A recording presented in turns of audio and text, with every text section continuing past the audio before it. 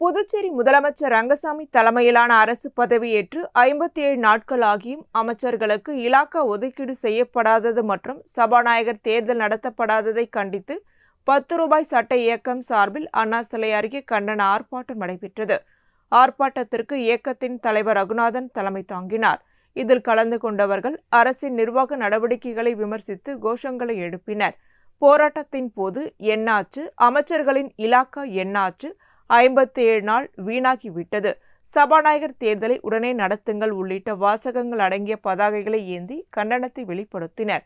புதிய அமைச்சர்களுக்கு இலாக்காக்கள் ஒதுக்கப்படாததால் நிர்வாக பணிகள் பாதிக்கப்பட்டுள்ளதாகவும் சபாநாயகர் தேர்தலை உடனடியாக நடத்தி சட்டமன்றத்தின் முழுமையான செயல்பாட்டை உறுதி செய்ய வேண்டும் என்றும் போராட்டக்காரர்கள் வலியுறுத்தினர்.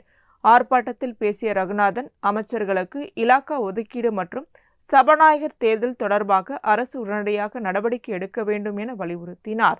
கோரிக்கைகள் நிறைவேற்றப்படாவிட்டால் நீதிமன்றத்தை அணுகுவதுடன் தொடர் போராட்டங்களையும் முன்னெடுப்போம் என்றும் எச்சரிக்கை விடுத்தார்.